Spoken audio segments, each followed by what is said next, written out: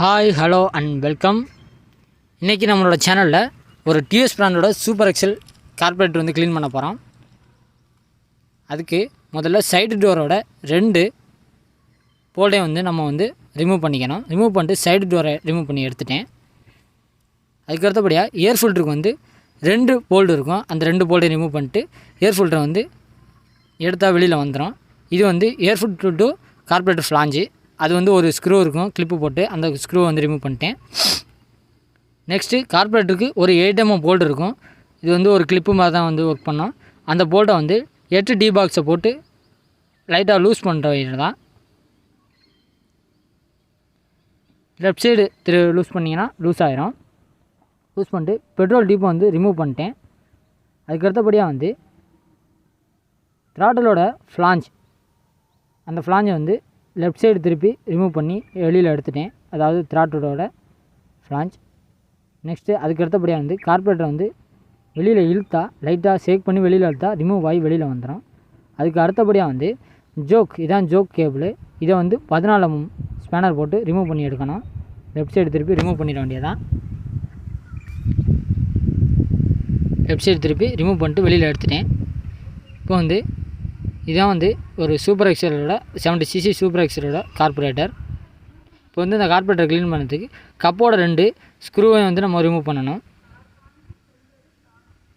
2 ஸ்க்ரூவையும் வந்து நான் ரிமூவ் பண்ணுறேன். 2 ஸ்க்ரூவையும் வந்து லூஸ் பண்ணிட்டேன்.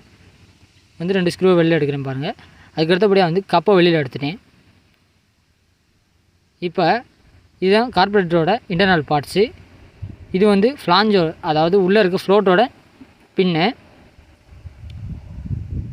இந்த ஃப்ளோட்டை வந்து இப்போ நான் வெளில எடுத்துட்டேன் பாருங்கப்பா. இதான் வந்து ஃப்ளோட் வந்து. அதுக்கு அடுத்தபடியாக வந்து 2 ஜெட்டு உள்ளே இருக்கும். இது வந்து இது வந்து இப்போ நான் கலட்டுறது வந்து மெயின் ஜெட்டு, இது வந்து பைலட் ஜெட்டு. இப்போ 2 ஜெட்டையுமே வந்து லூஸ் பண்ணிட்டேன். அதாவது இப்போ நான் லூஸ் பண்ணுற ஜெட்டு வந்து மெயின் ஜெட்டு, இது வந்து ஐலிங் ஜெட்டு இல்லைனா பைலட் ஜெட் அப்படின்னு சொல்லுவாங்க. இதான் ஐலிங், ஏர் ஸ்க்ரூ, மைலேஜ் ஜெட் எல்லாத்தையுமே வந்து நிர்ணயிக்கிறது அந்த ஜெட்டு தான். இப்போ நான் காட்டக்கூடிய ஸ்க்ரூ வந்து ஏர் ஸ்க்ரூ. அதாவது இந்த பைலட் ஜெட்டுக்கும் இந்த ஏர் ஸ்க்ரூக்கும் டைரக்ட் கான்டாக்ட் இருக்குது. இந்த ஏர் ஸ்க்ரூவை வந்து நான் ரிமூவ் பண்ணி எடுக்கிறேன். இப்போ வந்து ஒரு கேனில் ப்ரெஷராக அடிக்கக்கூடிய, அதாவது பெட்ரோலை வந்து ஃபில் பண்ணிட்டு அதில் லைட்டாக வந்து ஹோல் போட்டிங்கன்னா அதை வந்து ப்ரெஸ் பண்ணி நம்ம ஒரு ப்ரெஷராக அடிக்கிறதுக்கு பயன்படும். இந்த பெட்ரோலை வந்து கார்பரேட்டரோட ஹோல்ஸ் ஃபுல்லாக அடிச்சுட்டு பாருங்கள், இது மாதிரி வந்து ஸ்ப்ரே பண்ணிட வேண்டியதான். ஹோல்ஸ் எல்லாம் ஸ்ப்ரே பண்ணிவிட்டு பாருங்கள், இந்த அளவு வந்து உள்ள ஹோல்ஸ் எல்லாம் ஸ்ப்ரே பண்ணிவிட்டு அந்த கப்பலையும் வந்து பெட்ரோலை வந்து ஸ்ப்ரே பண்ணிடுறேன். ஸ்ப்ரே பண்ணிட்டு இந்த ஜெட்டில் எல்லாம் வந்து அந்த ஹோல்ஸில் வந்து பெட்ரோலை ஸ்ப்ரே பண்ணிட வேண்டியதான். நெக்ஸ்ட்டு இந்த கம்ப்ரஸரோட கம்ப்ரஸ்டு ஏரை வச்சு இந்த ஹோல்ஸில் வந்து ப்ரெஸ் பண்ணி க்ளீன் பண்ணிட வேண்டியதான்.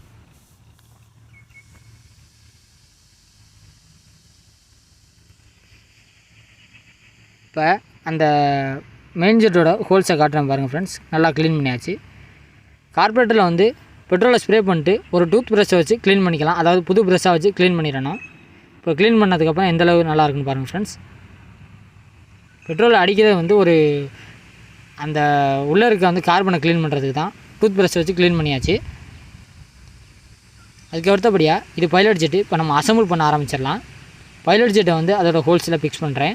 ஃபிக்ஸ் பண்ணி ரைட் சைடு டைட் பண்ணுறேன். அதுக்கு அடுத்தபடியாக மெயின் ஜெட்டை வந்து உள்ளே இன்செர்ட் பண்ணுறேன். இன்செர்ட் பண்ணி ரைட் சைடு திருப்பி அதை டைட் பண்ணுறேன்.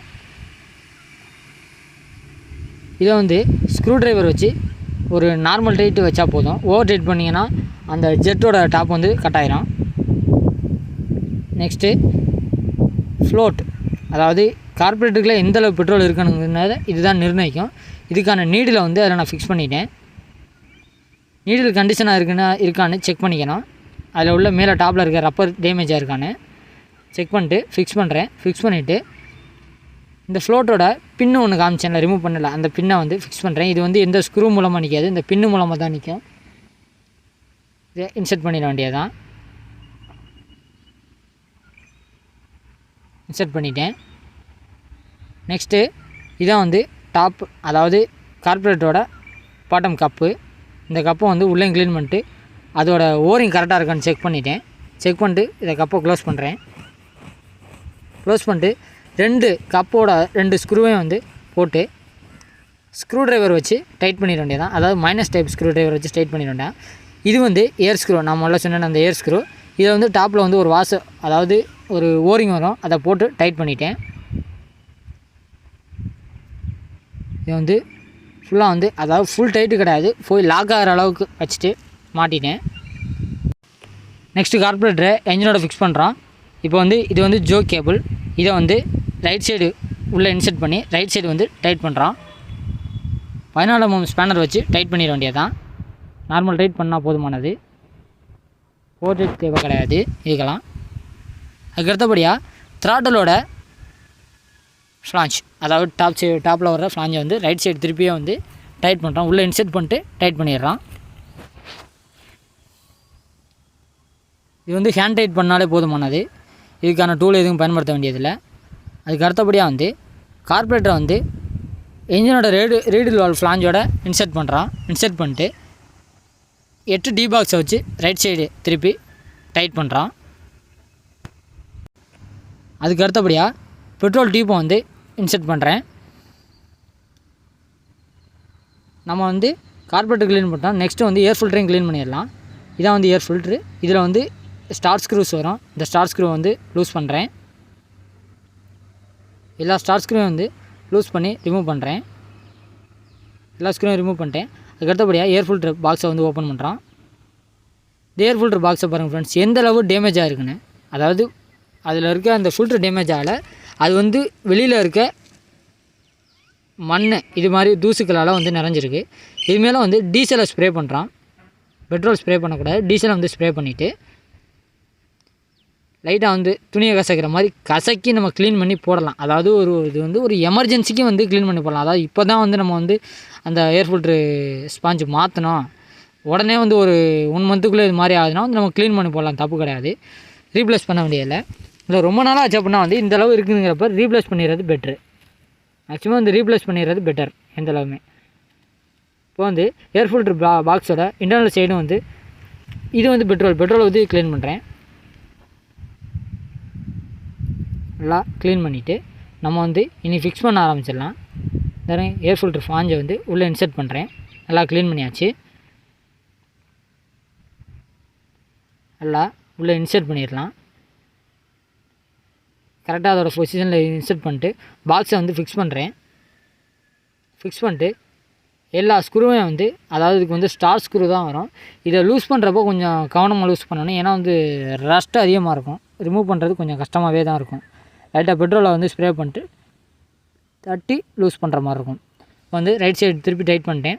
இப்போ வந்து அதாவது ஏர் ஃபில்ட்ரு கார்பரேட்டர் அதாவது கனெக்டர் ஃப்ளாஞ்சை வந்து மாட்டிட்டேன்.